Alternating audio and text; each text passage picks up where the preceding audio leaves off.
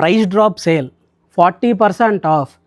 నువ్వు ఏదైతే చీర చూపించావో సేమ్ శారీ 9 నెలల క్రితం మార్చి 4న నేను అప్లోడ్ చేశాను. నా దగ్గర అంటే నీకన్నా అడ్వాన్సే ఉన్నా నేను 9 months బ్యాక్. అంటే సేమ్ ప్రైస్ 3500కి పెట్టాను నేను.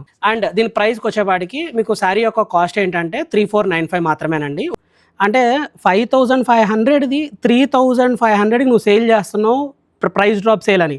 ఎవ్రీ మంత్ ఒక్కొక్క సేల్ 60%, 70%, 40%, 50%.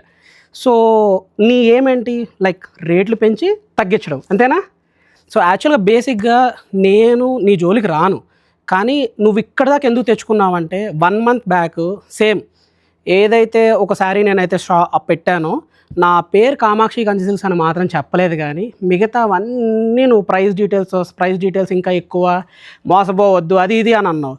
చేయాలనుకుంటే ఎన్నన్నా చేయొచ్చు, కానీ ఇవాళ నేను ఎందుకు చేస్తున్నాను అంటే ఇవాళ కూడా నేను క్వశ్చన్ చేయకపోతే రేపటి రోజు నీకు ఇది అలవాటైపోతానే ఉంటుంది. సో నువ్వేం చేస్తున్నావు అనే చాలా తప్పు.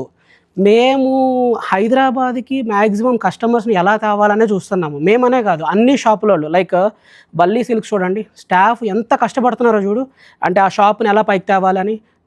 వారాహి సిల్క్స్ వచ్చింది కొత్తగా ఇదే మార్కెట్లో, కూకట్పల్లి మార్కెట్లో. వాళ్ళు బాగా చేసుకుంటున్నారు, అందరూ బాగా చేసుకుంటున్నారు.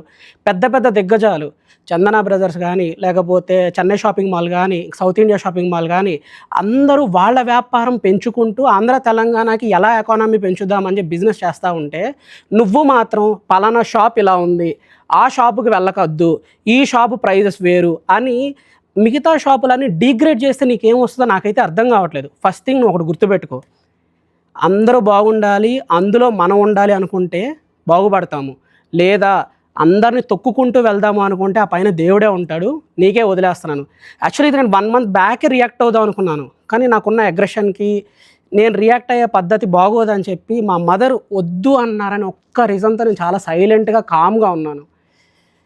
మారు ఇప్పటికన్నా, ఎందుకంటే ఇది నా ఒక్కడిదనే కాదు, చాలామంది చెప్పారు నాకు, అయినా నేను అప్పుడు కూడా రియాక్ట్ అవ్వలేదు. ఇప్పుడు కూడా రియాక్ట్ అవ్వకపోతే నీకు ఇది ఒక హ్యాబిట్ లాగా అయిపోతుందని మాత్రమే నేను రియాక్ట్ అవుతున్నాను.